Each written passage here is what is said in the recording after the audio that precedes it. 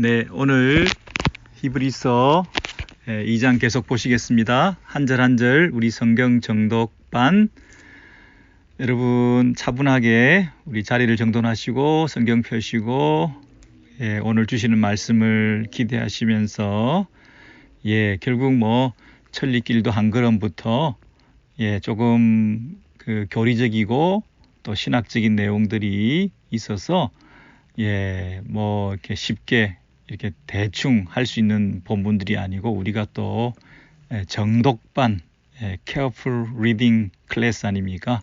자, 그러니까 한자 한 절 한 절 하다 보면 그 의미가 좀 잘 파악될 것이니까 여러분께서 차분히 우리 따라가시면 되겠습니다. 지난주 우리 어디까지 했던가요?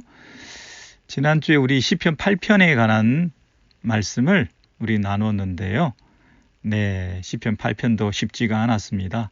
왜냐하면 천사보다 조금 못하게 하셨다 하는 이런 대목이 히브리서에서 시편 8편 구약 성경을 히브리서 저자가 인용을 했는데요. 그 인용한 그 타이밍이 적재적소에 왜 그 시편 8편을 이 시점에 그 문맥에서 인용을 했는지 그 자기가 히브리서를 써 내려가는 그 논지를 강화시키고 자기 주장을 서포트하는 구절로 시편 8편을 끌고 온 거 아니겠습니까? 자, 그러니까 우리가 흔히 시편 8편은 우리가 어떻게 이해를 했습니까? 왜 이 얘기를 했느냐 하면 여러분 시편 8편에 개역 한글에는 천사보다 조금 못하게 하시고 이렇게 번역을 했잖아요. 시편 8편을 기억하시나요? 한번 보시면 사람이 무엇이간데 그죠? 사람이 무엇이간데 주께서 저를 생각하시며 인자가 무엇이간데 무엇이기에 주께서 그를 권고하시나이까 케어하시나이까 돌보시나이까 이렇게 얘기를 하면서 그를 개역 한글에는 이전 번역에는 천사보다 조금 못하게 하시고 영화와 종기로 간을 씌우셨나이다 이렇게 했거든요. 여러분 시편 8편을 한번 찾아보시죠. 808면 그런데 개역 개정판에는 그를 천사보다 조금 못하게 하시고가 아니라 그를 하나님보다 조금 못하게 하시고 이렇게 번역을 바꿨어요. 그러니까 우리가 이 부분이 하나의 이슈가 됐잖아요. 누가 물어보면 여러분 교회 많이 다니셨는데 여러분 초신자나 친구들이 성경에 하나는 하나님이고 하나는 천사인데 아니면 여러분 자녀들이 이게 무슨 뜻이냐 이렇게 물어보면 뭐라고 답을 할 수 있어야 되지 않겠냐고요. 그래서 시편 8편은 첫 창조 처음 창세기에 자연과 우주 만물을 그리고 인생을 만드셨을 때 그 첫 창조의 아름다움을 노래하고 그 첫 창조 가운데 있는 우리 인생의 그 고귀한 신분 하나님의 대리 통치자로 만물의 영장으로 이렇게 세우신 것에 대해서 너무 감격스럽잖아요. 모든 세상을 다 만드시고 난 다음에 제일 마지막에 우리 사람들을 만드셨잖아요. 그래서 그 사람들로 하여금 이 모든 것을 다스리라 이렇게 하신 그 인간의 고귀한 신분과 그 창조에서 차지하고 있는 그 위치 이런 것들이 너무 놀랍다.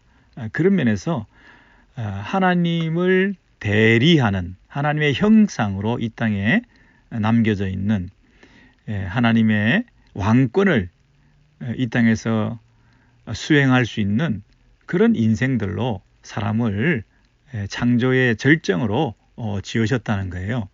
그런 면에서 사람은 하나님보다 조금 못하게 하시고 하나님과 방불할 정도로 이렇게 귀한 인생들을 하나님께서 지으셨다. 이 첫 창조에서 분명히 그런 요소가 있습니다. 그래서 그 엘로힘이라는 그 단어를 하나님보다 조금 못하게 하시고 이렇게 그 인간의 창조의 탁월하심과 그 신분과 지위의 고상함에 대해서 정말 하나님과 같은 존재로 이 땅에 인간들을 세우셨다 하는 면에서 하나님보다 조금 못하게 하시고 이렇게 번역한 그 개역 개정판이 그런 의도로 이것을 바꾼 거죠. 첫 창조로 보니까 이 시편 8편을 첫 창조로만 보고 그 첫 창조의 자연과 우주 만물과 우리 인생들에 대한 그 질서를 생각하며 여호와 하나님이여 주의 이름이 온 땅에 어찌 그리 아름다운지요. 이렇게 시편 8편을 노래하고 있는 거죠. 자, 그런데 시편 8편의 문제는 뭐냐면 모든 것이 보시기에 좋았더라. 선하고 좋았더라. 그렇게 되면 좋을 텐데 시편 8편의 2절에 보면 주의 대적으로 말미암아 그리고 원수들과 보복자들을 잠잠케 해. 그러니까 이게 타락한 이후에 뭔가 이 세상에 오염된 가운데서 새로운 질서와 새로운 회복 그리고 파괴된 일그러진 하나님의 형상에 대한 어떤 회복 이런 것들까지 염두에 두고 있다는 것을 분명히 알 수가 있죠. 원수들과 보복자들, 대적들이 이렇게 등장하고 있으니까요. 그러니까 시편 8편의 이 시를 첫 창조의 노래라 이렇게만 보기 어려운 것은 히브리서에서 이 시편 8편을 끌고 와서 자기들이 히브리서에서 뭐라고 얘기를 하느냐 하면 예수 그리스도가 이 땅에 오셔서 시작하시는 새로운 세상, 다시 오실 세상, 그죠? 마다들이 이 땅에 오셔서 시작된 새로운 세상, 새 창조, 재창조, 그 창조에 이 시편 8편을 끌고 와서 이 아들이 왔다 이렇게 얘기를 하고 있거든요. 사람이 무엇이기에 주께서 그를 생각하시며 인자라는 그 단어가 예사롭지가 않죠. 그래서 히브리서 2장에 보시면 이 만물을 복종케 하시고 만물을 복종케 하시는 이 세상을 천사들한테 이 세상을 다스리게끔 맡겨놓지 아니하시고 누군가 그분이 오셔서 이 세상을 다스리실 것이다. 그 얘기를 하는 맥락에서 시편 8편을 인용하면서 사람이 무엇이기에 주께서 그를 생각하시며 인자가 무엇이기에 주께서 그를 돌보시나이까 이 구절을 인용하고 있잖아요. 이런 히브리서 2장으로 돌아오셔서 여러분 이미 익숙하게 여러 번 보셨잖아요. 근데 히브리서 2장의 그 7절에 보시면 그를 잠시 동안 천사보다 못하게 하시며 영광과 존귀로 간을 씌우시며 할 때 이 천사보다 못하게 하시며 이렇게 인용을 하고 있잖아요. 그래서 이 천사보다 잠시 못하게 하셨다는 것이 예수의 성육신 그리고 사람으로 이 땅에 오셨고 그리고 고난을 당하시고 십자가에 죽으시는 이런 일들을 겪으심을 통하여 천사보다 못하게 하시며 이 해석이 자연스럽다는 거죠. 만약에 하나님보다 못하게 하셨다 그러면 하나님의 아들이신 예수께서 하나님보다 못하게 되었다 그러면 아들이신 예수가 하나님보다 못하게 되었다. 하나님보다 못하게 되었다 그러면 그 예수가 신성이 없어진 거잖아요. 예수가 하나님이 아니신 꼴이 되잖아요. 하나님의 아들이시면 신성을 가지셔야 되는데 하나님보다 조금 못하게 되었다 그러면 하나님하고 질적으로 다른 존재가 돼버리잖아요.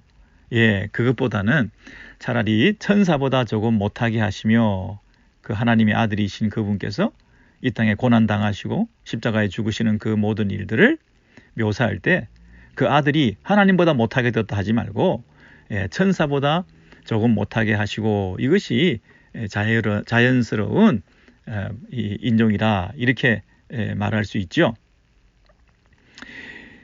그래서 시편 8편에서 하나님보다 조금 못하게 하시고 이렇게 번역을 바꾸게 된 것은 조금 오류가 있다 하는 것입니다. 그래서 시편 8편도 여전히 이전처럼 천사보다 조금 못하게 하시고 이렇게 놔두는 것이 더 자연스럽다는 것입니다. 그래야 첫 창조와 아울러 그리고 재창조, 새 창조에서 있게 되는 그 아들, 그 하나님께서 아들을 통해서 이루시는 새로운 세상, 이 두 세상을 시편 8편에서 동시에 중의적으로 품고 있는 시편이라는 거죠. 시편 8편을 쓸 때 그 시인이 첫 창조만 노래한 것이 아니고요.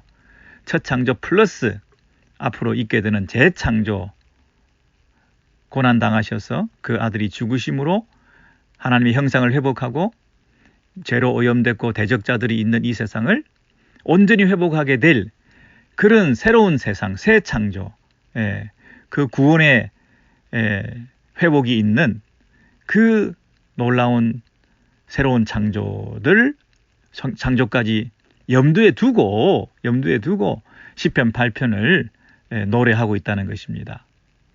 시편 8편을 쓴 저자가 첫 창조만 노래한 것이 아니라 회복의 날을 기다리는 아들이 오셔서 우리를 온전히 회복해 주시게 되는 그 인자가 천사보다 조금 못하게 되는 고난과 십자가의 그 죽음을 통해서라도 이 세상을 온전히 회복하게 하시는 그런 세상, 새로운 세상을 꿈꾸면서 이미 구약에서부터 시편 8편에서 노래하고 있는 부분이 분명히 있기 때문에 그 부분을 히브리서 저자가 인용하면서 오늘 말씀 가운데 천사보다 조금 못하게 하시며 영광과 존귀로 간을 씌우셨도다. 그 시편 8편을 인용하고 바로 그 당사자가, 그 장본인이 아들이신 예수, 하나님의 아들께서 천사들에게 이 세상을 맡겨놓지 아니하시고 하나님의 아들이신 그분께서 이 세상을 지배하고 다스리게 하셨다. 만물을 통치하시고 만물을 복종케 하시는 그분은 아들이시다. 천사가 아니다. 그 얘기를 하면서 시편 8편을 인정했던 것을 우리가 확인할 수 있었습니다. 여러분, 뻔한 얘기지만 우리 히브리서 2장 8절을 한 번 더 보시면요.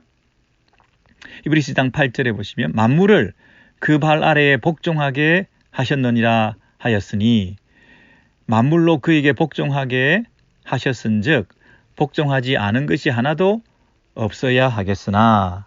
개역 한글을 제가 볼게요. 히브리서 2장 8절, 지금까지 조금 힘드셨던 분은 지금부터 보시면 됩니다. 지금부터 2장 8절부터 보시면 됩니다. 만물을 그 발 아래 복종케 하셨느니라. 여러분, 이 만물을 그 발 아래 복종케 하셨느니라, 이것은 어디에서 나온 말씀이죠?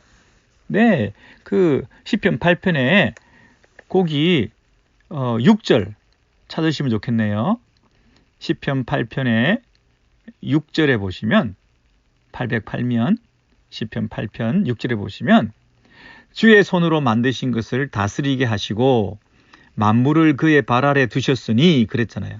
여기 만물을 그의 발 아래 두셨으니, 그죠? 그런데 그 다스리는 영역이 7절입니다. 모든 소와 양과 들짐승이며 땅에 있는 것들이죠.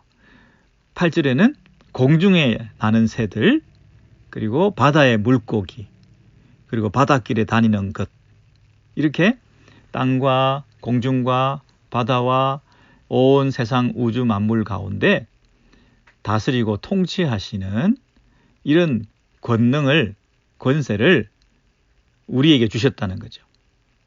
주의 손으로 만드신 것을 다스리게 하시고 만물을 그의 발 아래 두셨으니, 자, 그랬을 때 그 만물을 그의 발 아래 두셨으니 할 때 1차적으로 인간들에게, 만물의 영장인 우리 인생들에게 이 세상을 다스릴 수 있는 권세를 주셨다 그랬는데, 첫 창조에서는 그렇게 말할 수 있죠.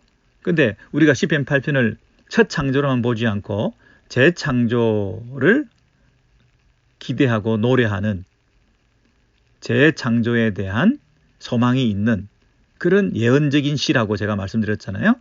그렇다면 만물을 그의 발 아래 두셨으니 할 때, 그의 발 할 때 그는 누구겠어요? 단순히 한 인생이라기보다는 장차 오실 메시아, 그리고 하나님의 아들이신 그분의 통치, 잠시 천사보다 조금 못하게 하셔서 그분의 고난을 통하여 그분이 영광을 받으시고 영어와 존귀로 관을 쓰시고 그리고 왕이 되셔서 이 세상을 다스리는 그분의 통치와 왕권, 이런 것까지 염두에 두고 시편 8편이 지금 만물을 그 발 아래 두셨다, 이렇게 노래하고 있다고 보는 거죠. 자, 그런데 그 시편 8편을 인용하는 히브리서 저자가 이 히브리서 돌아오셔서 보시면요, 여러분 여기까지는 왔다 갔다 한번 해야 되겠네요, 그죠? 한번 히브리서 2장 다시 돌아오셔서 8절을 보시고요. 만물을, 8절, 만물을 그 발 아래 복종하게 하셨느니라. 하였으니 그랬잖아요. 하였으니니까 그 앞에는 인종이죠. 만물을 그 발 아래에 복종하게 하셨느니라. 이게 어디 인종이라고요? 시편 8편 금방 읽었던. 자, 그런데 그 복종하게 하셨느니라 하였으니 다음에 히브리서 저자가 뭐라고 얘기하냐면, 만물로 그에게 복종하게 하셨은즉 복종하지 않은 것이 하나도 없어야 하겠으나. 이중 부정이죠. 복종하지 않은 것이 하나도 없다. 이 말은 복종하지 않은 것이 하나도 없다 하는 얘기는 그 복종의 범위, 그 만물을 다스리고 통치하시는 그 만물의 통치 대상, 그 통치하는 그 만물의 범위가 얼마나 넓은가 하는 것을 지금 여기서 말하는데, 아까 시편 8편에서는 여기서 여기까지, 공중에서 공중끝까지, 바다에서 바다까지, 그리고 땅에서 여기까지, 그렇게 하나하나 지정해 주면서 여기서 여기까지, 또 요거를 복종하게 한다, 이렇게 했지만, 여기서 히브리서 저자는 그거를 뭐라고 이렇게 인용을 하냐면, 그 모든 걸 통틀어서 이거에서 여기까지 이것저것 하나 열거할 필요 없다, 복종하지 않은 것이 하나도 없다, 이렇게 말함으로써 모든 것을 복종시킨다는 거잖아요. 모든 그분의 통치 아래에 들어가지 않는 것이 아무것도 없다. 만물을 그 발 아래 복종하게 하셨다. 그래서 공중에, 바다에, 이 땅에 있는 그 짐승들을, 그리고 그 만물들을 열거했던 그걸 뭐라고 지금 해석하느냐 하면, 복종하지 않은 것이 하나도 없다, 그분 아래에서. 그래서 온전한 복종과 온 세상 우주 만물을 온전히 통치하시는, 그 창세기 첫 창조 때에 결핍되고 오염되고 또 일부 불순종하고 일부 타락할 여지가 있고 일부 완벽하지 못한 이런 그 상태에서 벗어나 이제 재창조하시는 예수 그리스도 하나님의 아들이신 그분이 통치하시고 다스린다고 하는 것은 완벽한 통치며 하나도 예외가 없는 통치며 전혀 결핍되지 않은 그분의 다스림이며 만물에 대한 온전한 통치권 행사를 하게 될 그날이 분명히 오게 된다, 이렇게 말을 하는 거죠. 그분의 그 왕권이 이렇게 완벽하게 행사될 것에 대해서 말씀하시는 거죠. 근데 문제는 그러나예요. 그러나 만물로 그에게 복종하게 하셨은즉 복종하지 않은 것이 하나도 없어야 하겠으나, 하겠으나, 그러나 지금은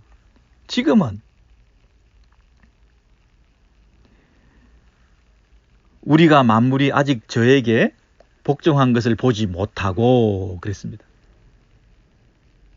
하나님께서 온 세상 우주 만물을 아들을 통해서 다스리도록 그렇게 재창조를, 새로운 창조를 계획하시고 예언하셨고 그 일을 이루고 계시는 거죠. 예. 근데 그 일은 언제 이루어지느냐 하면 그분의 고난을 통하여 그분이 천사보다 잠시 못하게 되시는 그 일을 통해서 그분이 영화와 존귀로 간을 쓰시고 그리고 장차 그분이 다시 오시게 되는 그날 그 만물이 온전히 다스림을 받게 되는 그분의 왕대심이 온전히 드러나게 되는 그 일이 있게 될 텐데 지금은 어떤 상태냐면 9절이죠. 오직 우리가 천사들보다 잠깐 동안 못하게 하심을 입은 자 곧 죽음의 고난받으심을 인하여 영광과 존귀로 관서신 예수를 보니 그랬습니다. 지금 보는 것은 지금 예수를 보는데요. 지금 예수는 어떤 예수를 우리가 보느냐 하면 고난당하심을 통하여 영광과 존귀로 관서신 예수다. 아니 완벽한 통치, 만물을 온전히 다스리시고 하나도 그 통치에 예외가 없는 그런 용사와 같은 그런 왕이 즉위식을 거행하며 온 세상 우주 만물을 다스리시는 그런 왕이 되셔야 되는데 이 왕은 우리가 보니까 고난을 당하시고요. 아니 천사보다 잠깐 못하게 되시고요. 심지어 죽기까지 하시고요. 예, 이런 왕을 우리가 보면서 실망이 된다는 거예요. 온 만물이 하나도 예외 없이 그분께 복종하는 그것을 우리가 보고 싶은데 그걸 우리가 기대하고 있는데 그걸 보지 못하고 우리가 보는 것은 오직 뭐라고요? 9절 오직 우리가 지금 보고 있는 건 세상에 이렇게 실망스러운 이런 모습을 보고 있다는 거예요. 예상치 못한 그분의 십자가의 죽음을 우리가 보고 있다는 거예요. 이걸 보면서 과연 이분이 온 세상 우주 만물을 다스릴 온전히 하나님의 형상을 회복하게 되는 만물을 그분 아래 복종하게 되는 하나님께서 보내신 그 왕권을 행사할 만한 그런 자격이 있는가? 그런 자격이 없어 보이는 거죠. 근데 이분이야말로 그런 자격을 가지신 분이시다. 이분이야말로 그 놀라운 하나님의 뜻을 재창조의 그 일을 온전히 이루실 분이시다. 그 얘기를 이제 뭐라고 하느냐 하면 10절에서 이렇게 말하죠. 만물이 인하고 만물이 말미암은 자에게는 많은 아들을 이끌어 영광에 들어가게 하시는 일에 저희 구원의 주를 고난으로 말미암아 온전케 하심이 합당하도다. 예? 합당하도다. 이게 무슨 말입니까? 우리가 볼 때는 저분이 만물의 통치자인가? 왜 고난당하고 죽어가지고 온 세상을 다스릴 수가 있는가? 우리가 그렇게 의심할 수가 있는데 온 세상 우주 만물을 진정으로 다스린다고 하는 얘기는 온 세상 우주 만물을 진정으로 회복할 수 있다고 하는 얘기는 온 세상 우주 만물을 진정으로 구원해낼 수 있다고 하는 그 일을 수행할 수 있는 분은 누가 이 일을 하기에 마땅하느냐 하면 고난을 통하여 천사보다 잠시 못하게 되고 십자가에 달려 죽으시는 그분을 통해서라야 온전히 회복될 수 있다는 거예요. 하나님의 은혜로 말미암아 모든 사람을 위하여 죽음을 맛보려 하심이라. 죽음을 맛보신 그분이야말로 죽음 가운데 있는 우리들을 건져내실 수가 있고 고난당하고 죽으셔야 모든 사람을 위한 구원의 놀라운 그 일을 온전히 이루실 수 있기에 마땅하신 분이라는 거예요. 그래서 우리가 볼 때는 천사보다 잠시 못하게 되어서 별 볼 일 없어 보일지 몰라도 만물을 온전히 다 다스리고 회복하실 그분은 그 구원을, 그 회복을 이루기 위해서 마땅히 해야 될 일이 죽음을 맛보는 일이었다는 거예요. 모든 사람들을 회복하기 위해서 죽음을 맛보는 그 일을 통하여 만물을 회복하는 그 일을 비로소 수행할 수가 있다. 이것이야말로 진정한 우리의 구원자다 하시면서 10절에 구원의 창시자다 이런 말을 썼습니다. 한글 개혁 한글에는 구원의 주라는 말을 썼습니다. 이때 그 구원의 주는 그냥 우리의 주님 이런 개념이 아니고요. 아르케고스라고 하는 그 헬라어라고 제가 몇 번이나 말씀드렸죠. 이것은 author, 저자, pioneer, 창시자, 이 선구자 그런 뜻이라고 그랬죠.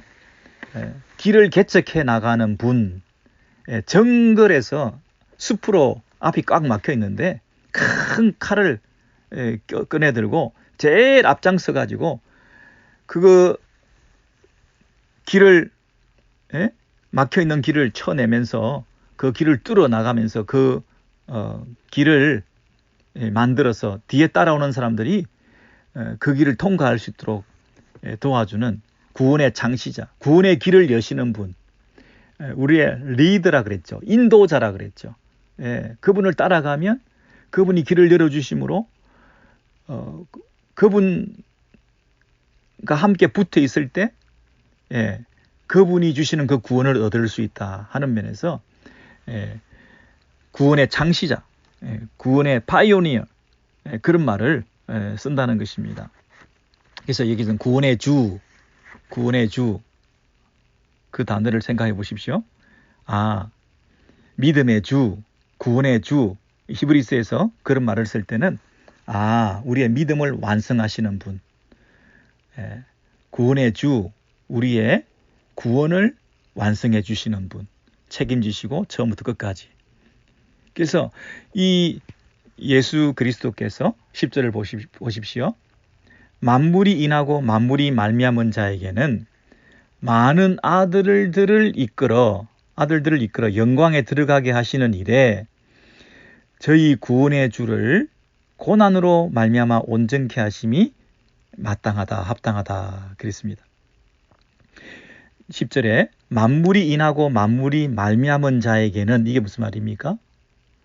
만물이 그를 위하고 또한 그로 말미암은 이게 무슨 말입니까? 이건 하나님을 말하죠. 하나님께서 만물의 주관자가 되시고 만물의 원인자가 되시고 만물을 어떤 목적으로 끌고 가시는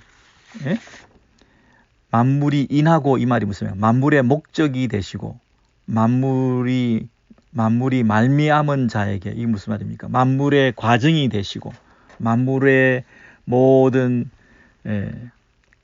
이 세상을 다스리고 계시고 이 세상을 지배하고 계시고 이 세상을 시작하고 계시고 이 세상을 주관하고 계시고 하는 이 만물의 목적과 만물의 모든 과정이 되시는 만물의 모든 것이 되시는 이분이 그 만물을 지배하시고 이 천지 만물과 역사를 그분의 뜻대로 그분의 목적대로 그분의 목적과 그분의 뜻대로 만물이 인하고 만물이 말미암은 자 그 하나님께서 이 만물을 당신의 뜻대로 주관해 가신다 이런 뜻이죠. 이 만물을 당신의 뜻대로 주관해 가시는 만물의 주관자가 되시는 그 하나님께서는 이 세상을 회복해 가시는 그 일을 위해서 이 세상을 회복한다는 게 무슨 말입니까?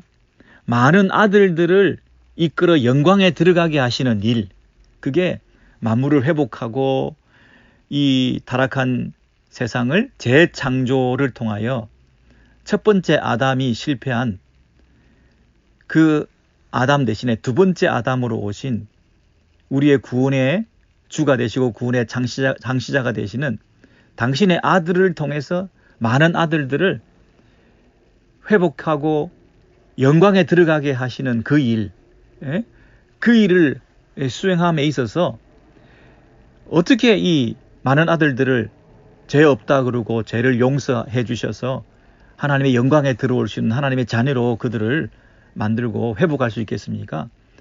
그 일을 위해서는 하나님께서 마땅히 누구를 보내셔야 되겠습니까? 그 일에 가장 합당한 자가 누구겠습니까? 그들의 구원의 창시자를 고난을 통하여 온전하게 하심이 합당하도다.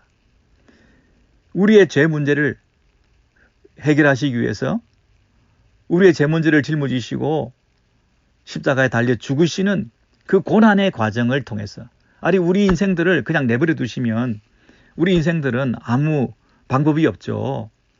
우리 하나님의 자녀들이 하나님의 영광에 이르지 못할 수밖에 없죠.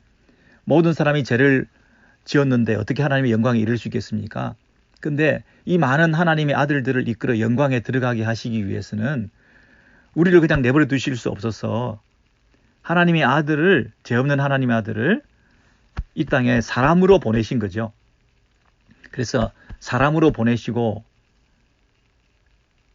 심지어 고난을 받으시고 죽으시기까지 하시고 천사들보다 잠시 못하게 하심으로 우리의 모든 연약함을 채우려 하시고 우리를 위해서 대신 십자가에 죽으셨던 그분의 그 구원 행위를 통하여 우리를 구원하시기 위해서는 그분이 사람이 되어서 죽으시는 그 고난의 과정을 반드시 거치셔야 진정한 우리의 구원자가 되실 수 있기 때문에 하나님 입장에서는 만물이 그를 위하고 또한 그로 말미암는 그 하나님 입장에서는 많은 아들들을 이끌어 영광에 들어가게 하시기 위해서는 하나님의 아들을 이 땅에 보내어서 십자가의 고난을 당하게 하는 그 일을 하지 않을 수 없었던 거죠. 그래야 그가 구원의 창시자가 되어서 첫 구원의 길을 개척해 나가심으로 그 구원의 창시자인 예수를 따라가는 많은 사람들이 구원을 받게 되는 거죠. 그래서 고난당하신 하나님의 아들이라는 그것이 가장 온전한 하나님의 구원의 사역을 이룰 수 있는 분이다. 그런 면에서 10절이 쓰여지고 있는 것이죠. 잘 아실 수 있고 쉬운 얘기인데 이 한 절 한 절을 설명하려다 보니까 좀 더 어려워지고 있지만 그래도 이 히브리서 저자의 그 논리를 여러분 잘 따라오시면 좋겠습니다. 자, 이제부터 오늘 11절 12절만 하고 우리 마치도록 하겠습니다. 자, 지금까지 조금 복습겸해서 앞에 부분들을 봤는데요. 이제 이 구절들을 이제 잘 살피면 되겠습니다. 자, 11절에 보시면 거룩하게 하시는 이와 거룩하게 함을 입은 자들이 다 한 근원에서 난지라. 그러므로 형제라 부르시기를 부끄러워하지 아니하시고. 자, 11절에 첫째는 거룩하게 하시는 자. 여러분, 거룩하게 하시는 자는 누굽니까? 예수 그리스도께서 우리를 거룩하게 만드셨죠. 그래서 예수 그리스도 그분은 거룩하게 하시는 분이시고 우리는 거룩하게 함을 입은 자들이죠. 거룩하게 함을 입은 자들. 그리고 거룩하게 하신 분. 그분이 이 땅에 오셔서 구원의 창시자가 되시고 구원의 길을 열어주셔서 우리는 감히 하나님 앞에 영광 가운데 나아갈 수 없었는데 우리를 거룩한 하나님 백성으로 만들어주신 그분이 우리를 거룩하게 하신 분이잖아요. 그 거룩하게 하시는 분과 또 그분으로 말미암아 우리가 거룩하게 된 자들이잖아요. 근데 이 두 사람이 다 한 근원에서 난지라 그랬습니다. 한 근원이라는 게 뭡니까? 다 하나님으로부터 났다 하는 것이죠. 하나님 아버지 그분으로부터 성자 예수 그리스도께서 나시고 또 보내심을 받고 또 보내심을 받은 그 예수 그리스도를 통해서 우리가 하나님의 자녀가 되는 거룩한 하나님의 백성이 되는 영적인 출생을 한 거 아닙니까? 이게 다 뭡니까? 만물을 그를 위하고 또한 만물이 그를 인하여 있고 그로 말미암아 있는 그 하나님의 계획과 작정하신 가운데 일어난 모든 일들이 한 근원에서 난지라 그랬습니다. 났다고 그랬어요. 났다라는 얘기는 그분으로부터 만들어졌다. 그분으로부터 모든 것이 이루어졌다. 영적 출생을 하고 하나님의 자녀가 되었다. 그렇죠?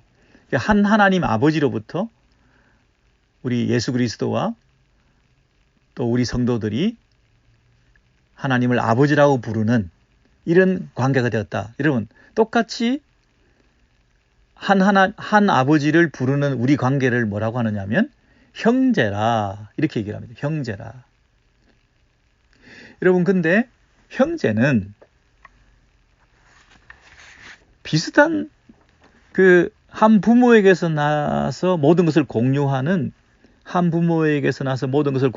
이 어떤 그 관계가 형제인데, 지금 아무리 우리가 좀 생각을 좀 애누리를 해서 한다 하더라도 창조주 하나님과 우리 피조물 인생들, 그리고 구원해내신 구원자와 또 우리 죄인들, 이 관계가 과연 형제간이다, 이렇게 말을 할 수가 있을까요?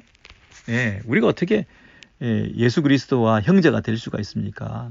이렇게 천지차가 나는 서로 다른 차이에도 불구하고 우리가 형제가 되기 위해서는 우리의 어떤 동일시가 일어나야 되잖아요.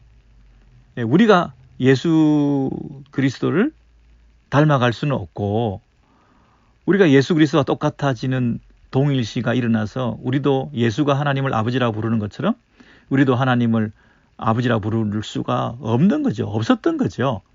그러니 예수 그리스도 그분께서, 성자이신 하나님 그분께서 우리들과 동일시 되셔서, 첫 번째 성육신입니다. 사람으로 이 땅에 오셔서, 그리고 우리와 같이 죄인이 되시고, 우리와 같이 죄인이 되셔서 세례를 받으시고, 그 세례는 제사함의 세례죠. 우리가 죄인인 것을 전제하고 죄를 씻는 세례를 받으시고, 그리고 우리 모든 인류의 죄를 그분이 자신이 죄인인 것처럼 다 뒤집어 쓰시고, 자신이 그 죄값을 스스로 지불하시고, 죄의 삭은 사망이라, 그분이 사망하심으로 그분이 죄인이었기 때문에 그 죄값을 지불하시고 그분이 사망하시게 된 거잖아요. 그분이 사망하셨다는 얘기는 그분이 죄를 짊어지시고 죽으셨다는 뜻이잖아요.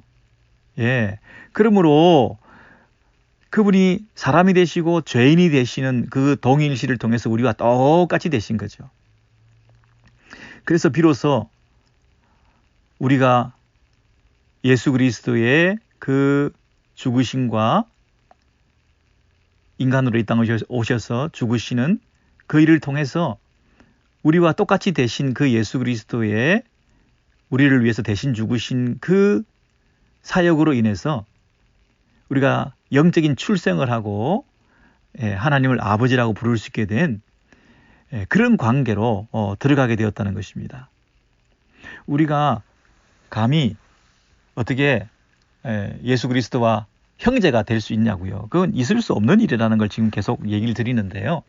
이게 있을 수 없다고 자꾸 얘기를 하니까 이 히브리서 저자가 그렇지 않다 하시면서 인용한 성경 구절이 2장 12절에 보시면, 이르시되 내가 주의 이름을 내 형제들에게 선포하고 내가 주를 교회 중에서 찬송하리라 하셨으며, 이 시편 22편에 있는 이 구절을 딱 인용을 하시면서 여기 형제라는 말이 나온다, 이렇게 우리에게 손가락으로 가르쳐 주시면서 여기 형제 있지 않냐, 이렇게 말씀하시는 거예요. 어떻게 형제가 됩니까? 그랬는데 여기 형제라는 말이 있지 않냐 하면서 우리 시편 22편으로 한번 가보시죠. 여러분 여기 조금 확인해 보셔서 분명히 하셔야 됩니다. 시편 22편, 여러분 좀 힘드시지만 지금 잘 따라오고 계시죠? 자, 시편 22편을 보시면 여러분 잘 아시다시피 첫 구절이 어떻게 시작하느냐 하면, 내 하나님이여 내 하나님이여 어찌 나를 버리셨나이까, 어찌 나를 멀리하여 돕지 아니하옵시며 내 신음하는 소리를 듣지 아니하시나이까. 이게 엘리 엘리 라마 사박다니 하는 예수님께서 십자가에 달려 죽으실 때에 이 시편을 암송하셨지 않습니까? 그 십자가가 이 시편 22편과 관련이 있다는 얘기시잖아요. 네. 그러면 시편 22편에 이 시는 메시아 예언시라고 말할 수 있겠죠. 시편 22편이 결국 예수님으로 말미암아 성취되었다. 예수님에 대한 예언시다. 이렇게 말할 수 있겠죠. 자, 그런데 어찌하여 나를 버리셨나이까? 이 말은 이유를 모르겠다는 뜻이잖아요. 어찌하여 나를 버리셨나이까? 어찌하여 나를 멀리하셨나이까? 이유를 모르는 애매한 고난을 당하고 있는 한 시인이 지금 등장시키는 주인공이 있었습니다. 자, 그런데 22편 8절에 보면 저가 여호와께 의탁하니 구원하실 걸, 저를 기뻐하시니 건지실 걸 하나이다. 이건 비웃는 말이잖아요. 그 말은 뒤집어 말하면 여호와를 의탁했던 사람이죠. 나는 여호와를 의뢰한다. 나는 여호와를 의탁한다. 그러면 진짜 네가 하나님을 신뢰하고 믿으면 너를 구원해 주시지 않겠냐, 네 하나님이. 이렇게 빈정대고 있는 거잖아요. 지금 네가 이 고난을 당하고 있는데 왜 구원받지 못하냐. 하나님 살아계시면 너를 건져줄 텐데. 이렇게 조롱당하고 있지만 사실은 이 시인은 하나님께 전적으로 신뢰하고 살아갔던 그 삶의 결과로 이런 조롱을 당하고 있는 거잖아요. 평소에 하나님께 의탁하지 않았다고 한다면 이런 말을 들을 필요도 없죠. 그러니 이 시인은 경건한 사람이고 정말 이유를 찾지 못하는 그런 고난을 당하고 있는 그런 상태에 있죠. 그리고 9절에 보면 오직 주께서 나를 모태에서 나오게 하시고 내 모친의 젖을 먹을 때에 의지하게 하셨나이다. 내가 날 때부터 주께 맡긴 바 되었고 모태에서 나올 때부터 주는 내 하나님이 되셨사오니. 여러분 이거 보세요. 태어나면서부터 모태 신앙을 가지고 어머니 뱃속에서부터 이렇게 신실하게 하나님께 온전히 신뢰하고 맡겨진 바 되어서 내 믿음을 온전히 하나님께 드리고 살았던 이런 사람이라는 거예요. 예, 애매한 고난, 죄 없는 고난, 억울한 고난, 그렇게 살아왔던 경건했던 한 시인의 노래의 주인공이죠. 자, 그래서 19절까지 보시면 18절까지 내 겉옷을 나누며 속옷을 제비 뽑나이다. 이 온전히 조롱과 멸시를 발가벗김을 당하고 참 억울한 일을 당하고 있는 이 시인이 19절에 이렇게 기도합니다. 여호와여 멀리하지 마옵소서. 나의 힘이시여 속히 나를 도우소서. 내 영혼을 칼에서 건지시며 내 유일한 것을 개의 세력에서 구하소서. 나를 사자 입에서 구하소서. 주께서 내게 응낙하시고 들소불에서 구원하셨나이다. 여러분 이렇게 정말 전대미문의 이런 고통을 당하고 정말 이해할 수 없는 이런 애매한 고난을 당했는데 이 잠시 기도를 드리고 나서 21절에 보니까 구원하셨나이다. 이렇게 완전히 그 구원에 대한 확신을 가지고 있잖아요. 이미 구원이 이루어졌잖아요. 그리고는 곧바로 급박한 반전이 일어나는데 22절에 찬송하고 있습니다. 지금까지는 죽겠다고 살려달라고 왜 이런 일이 내게 일어났냐고 이해할 수 없다고 신음하면서 어찌하여 이렇게 노래하던 시인이 22절부터는 갑자기 내가 주의 이름을 형제에게 선포하고 회중 가운데서 주를 찬송하리다. 여호와를 두려워하는 너희여 그를 찬송할지어다. 이러면서 22절부터 마지막 절까지는 막 찬송을 부르짖고 있는 거예요. 자, 그런데 이 시인이 자기가 개인적인 구원을 받은 것을 가지고 누구에게 내가 주의 이름을 형제에게 선포하고 회중에서 주를 찬송하리다. 이 회중을 컨그리게이션을 교회에서 이렇게 요즘은 번역을 하더라고요. 형제에게 선포하고 회중 가운데 주를 찬송하리다. 이렇게 말을 하고 있습니다. 여러분 이 한 의인의 고난 그리고 그 고난과 죽음 가운데에서 구원받은 이 사건, 한 개인의 고난과 그 고난 가운데서 구원의 은혜를 체험했던 죄 없는 이 한 사람이 자신이 경험한 이 구원의 은혜를 전하고 있는데요. 그 전하는 대상을 누구라고 그러냐면 형제에게, 회중에게 이렇게 전하고 있습니다. 누가 형제가 됩니까? 그러면 여러분 질문. 형제는 누굽니까? 누가 형제입니까? 피부치입니까? 이스라엘 민족입니까? 민족 단위로 형제라고 말할 수 있습니까?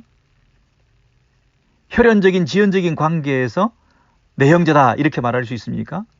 여러분이 서로 마음이 맞아서 필이 맞아서 우리 어형제 맺읍시다. 우리 잘 통하니까 앞으로 잘 지냅시다. 교회 안에서도 무슨 어형제 이런 걸 맺습니까?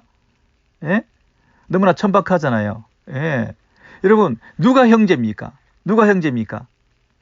이 시인이 자기가 경험한 구원의 은혜, 정말 애매하고 정말 죽을 것 같았던 죄 없는 자가 당하는 이런 절망적인 상태에서 모든 걸 포기하고 싶었지만 끝까지 어찌하여 이렇게 외치면서 짤막한 기도를 드리고 나를 도우소서 했을 때 임했던 하나님의 구원의 손길, 내가 뭐 많이 노력해서가 아니라요, 정말 전적으로 하나님의 은혜로 구원받은 이 사실, 간절한 구원에 대한 호소를 들으시고 하나님의 은혜로 급반전해서 갑자기 베풀어 주신 위로부터 임하는 이 구원을 경험했던 이 사람이 자신의 이 구원을 이루어 주신 그분의 이름을 형제에게 선포하고 회중 가운데서, 교회 가운데서 그를 찬송하겠다.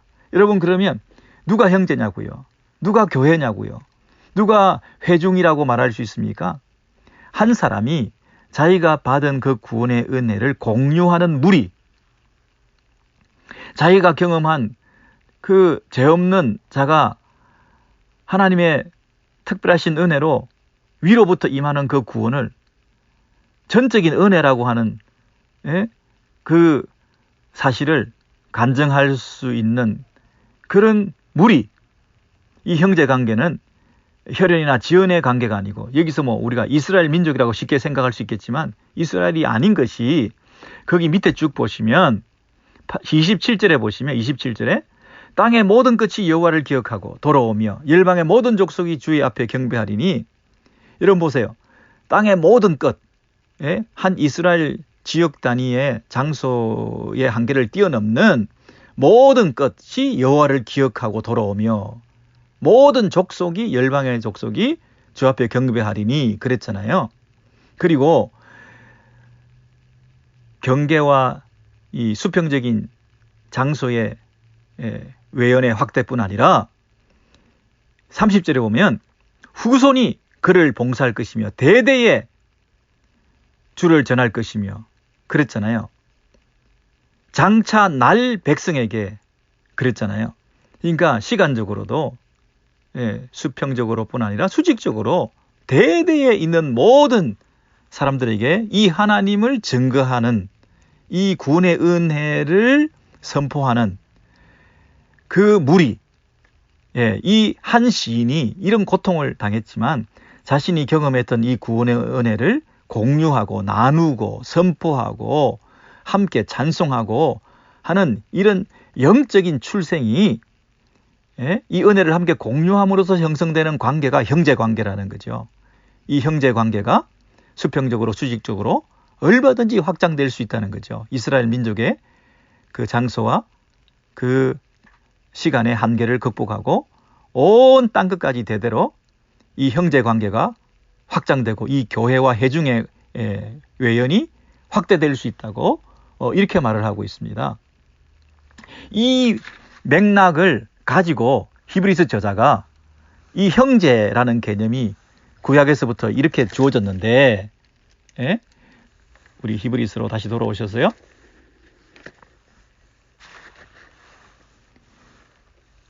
히브리서에서 이렇게 말하죠.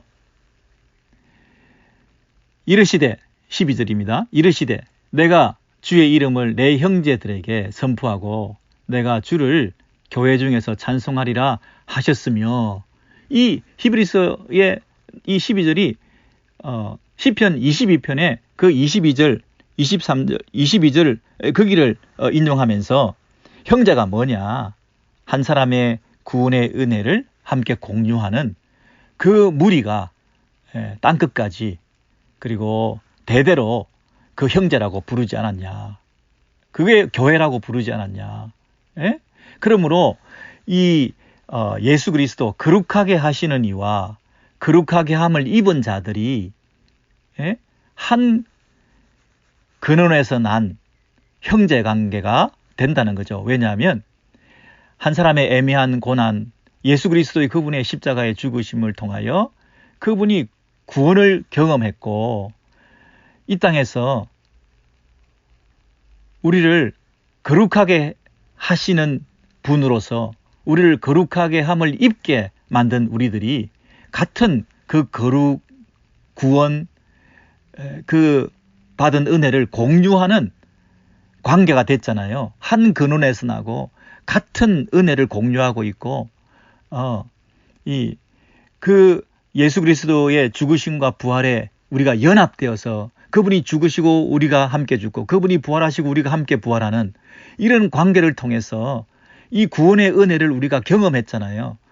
우리가 거룩하게 함을 입은 자들이 거룩하게 하시는 그분의 구원의 은혜를 우리가 입어서 시편 22편에 나와 있는 이 형제 관계가 우리도 예수 그리스도 안에서 그 구원의 은혜를 함께 공유하고 있잖아요.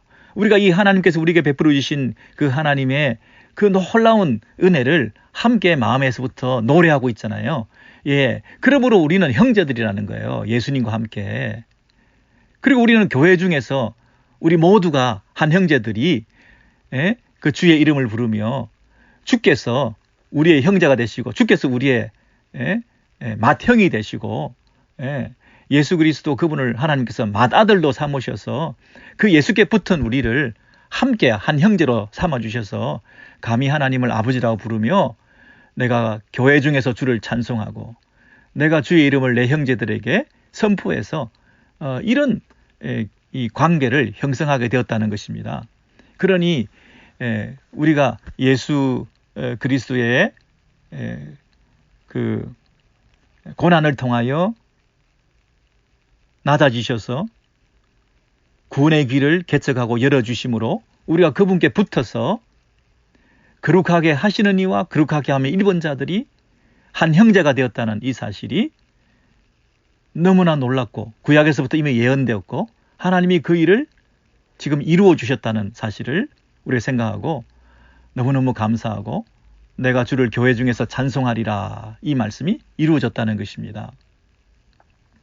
그런데 13절의 마지막으로 보시면 하나 더 그게 부족하냐?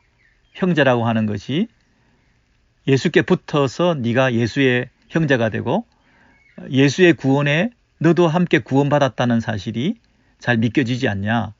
하나 더 보여줄게 하면서 13절에 또 다시 한 개 더 and again 내가 그를 의지하리라. 요 부분 내가 그를 의지하리라. 내가 나의 신뢰를 그분께 두리라. 이 부분 이 인용 하나 하고 그 다음에 하시고 다음에 또 다시 하나 더 있죠. 그게 뭡니까? 볼지어다 나와 및 하나님께서 내게 주신 자녀라. 나와 및 하나님께서 내게 주신 자녀 밑줄 치셔요. 나 그 있고 그 다음에 나에게 주신 자녀. 나와 나에게 주신 자녀. 근데 나에게 주신 자녀는 누가 주셨나요? 하나님께서 주셨다는 거죠. 하나님께서 주셨다는 얘기는 이 자녀라고 하는 것이 육적, 혈연적 출생이 아니라는 거죠. 나와 내 자녀 이렇게만 돼 있으면 내가 낳은 아들, 딸 이렇게 되겠는데 나와 및 하나님께서 내게 주신 자녀 그랬으니까 하나님께서 내게 주신 자녀는 민족 단위로나 혈연 단위로나 그렇게 내가 낳은 육적으로 낳은 자녀가 아니라 하나님께서 내게 주신 자녀 이렇게 봐야 되는 영적 출생을 말하는 거죠.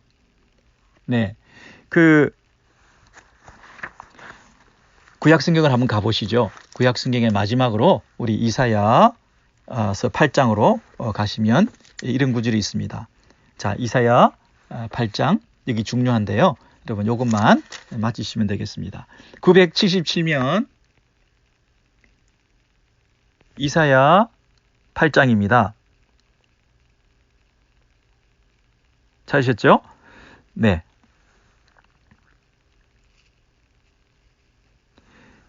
8장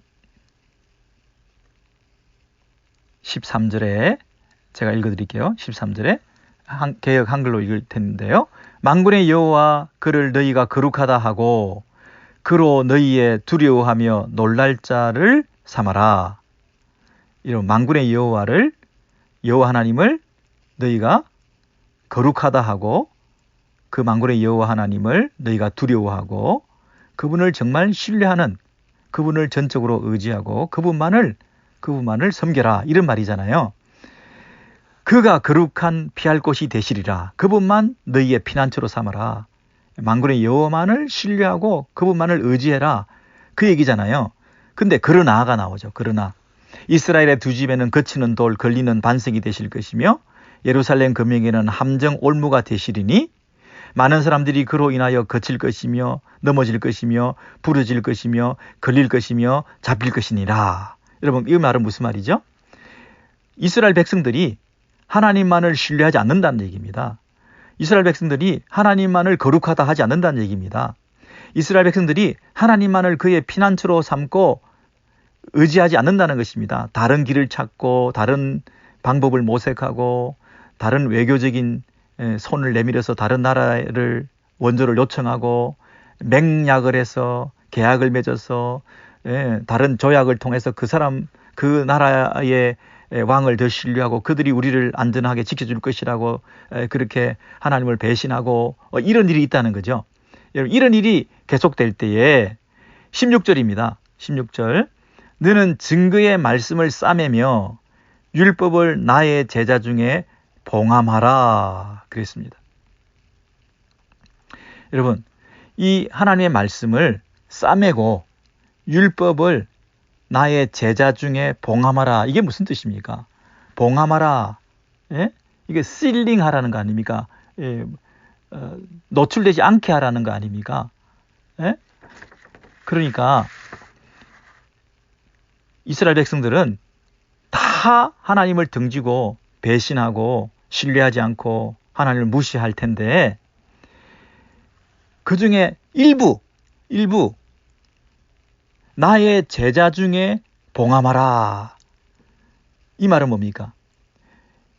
많은 사람들에게 하나님을 배신하는 그들에게 이 말씀을 노출시키지 마라.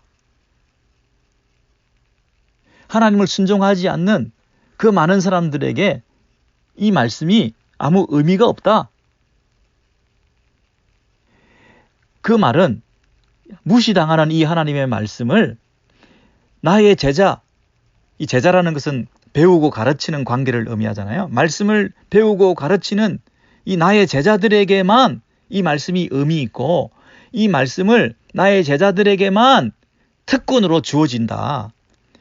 이 말씀을 싸매며 이 율법을 내 제자들 가운데서 제한적으로 이 말씀을 듣게 되고 이것을 듣고 배운 내 제자들만이 이 하나님을 신뢰하고 하나님께서 이 제자들만을 위해서 이 말씀이 유효하게 해주실 것이다.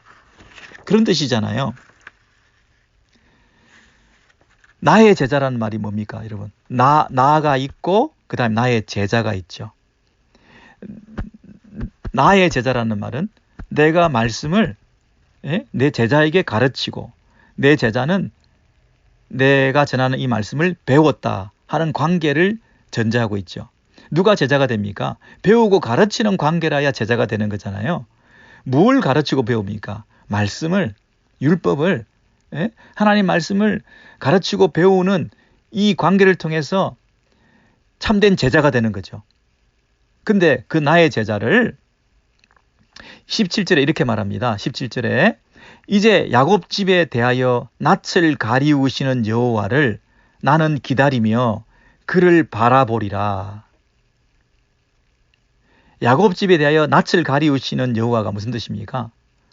야곱 집에 대해서 낯을 가리우신다는 얘기는 은혜 베푸시지 않는다는 얘기죠.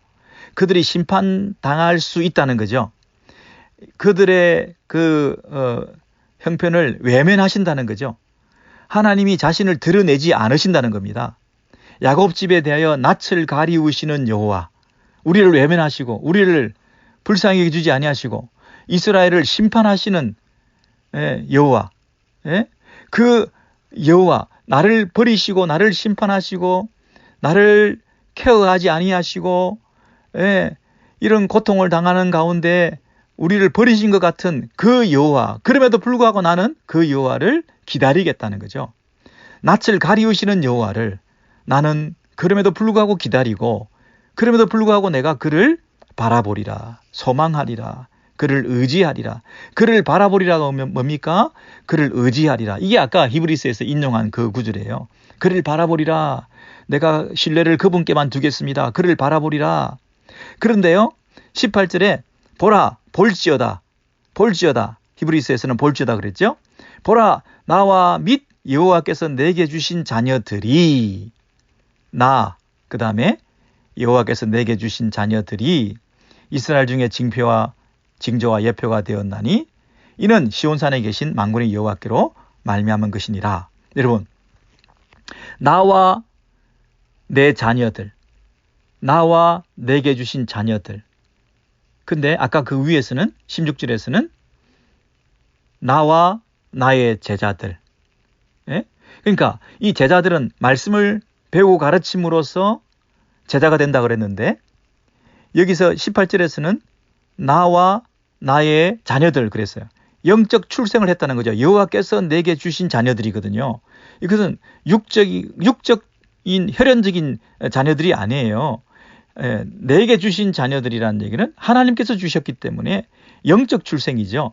그러면 그 영적 출생은 어떻게 가능하냐면 제자의 수양을 통해서, 제자 훈련을 통해서, 쉽게 말하면 말씀을 가르치고 배우는 제자의 관계를 통해서, 그 말씀을 배우고 가르치는 관계를 통해서, 이 나와 제자들의 관계를 통해서 자녀들이 영적으로 출생하게 된다는 거죠. 하나님께서 내게 주신 자녀들. 그러니까 나와 나의 제자들, 나와 나의 자녀들. 이 일이 이사야와 이사야의 제자들, 이 관계가 있었던 거죠. 이사야가 경험한 구원, 이사야가 경험한 말씀, 이사야가 받은 은혜, 이사야가 주신 하나님의 사랑으로 뜨거워진 그 마음을 가지고 그 사랑과 그 은혜와 그 구원의 노래를 불렀던, 그리고 그것을 함께 쉐어하고 배우고 가르침으로써 영적인 눈을 뜨고 하나님의 자녀가 되었던 이 무리들이라고 하는 이 나와 나의 제자들, 나와 나의 자녀들이라고 하는 이 관계가 지금도 히브리서에서도 형성되고 여전히 그렇게 주어진다는 것입니다. 그게 뭡니까? 히브리서 2장 13절에 아까 내가 그를 의지하리라 할 때, 아까 내가 그를 기다리며 나는 기다리며 그를 바라보리라, 그 구절과 똑같은 구절이고요. 히브리서 2장 13절로 돌아오셔서 또다시 볼지어다, 보라, 보라, 나와 및 여호와께서 내게 주신 자녀들이, 나와 여호와께서 내게 주신 자녀들 그랬잖아요. 여기 13절에, 2장 13절에 나와 볼지어다, 나와 및 하나님께서 내게 주신 자녀, 이렇게 얘기했잖아요. 그러니까 이사야의 문맥이 뭡니까? 모든 사람이, 모든 이스라엘 백성들이, 모든 육적, 혈연적, 민족적 이스라엘 하나님 자녀라고 하는 그들이 하나님을 신뢰하지 않고 하나님을 피난처로 삼지 않고 어려움을 당했을 때 다 제 갈 길을 찾고, 그래서 정말 소수의 몇 사람만, 나와 내 제자들, 그들에게만 이 말씀이 유효하고 그들에게만 이 말씀이 우리를 살리는 말씀이 되고 구원받는 말씀이 되고 의지하는 말씀이 되고, 이 어려운 가운데서도 이 말씀 때문에 하나님을 의지하고, 그래서 우리들이야말로 하나님의 자녀가 되었다는 거 아닙니까? 나와 하나님께서 내게 주신 자녀, 우리들만이 이 남은 자로서 구원받은 하나님의 백성으로 하나님의 이 구원의 은혜를 체험한 자들이 아닙니까?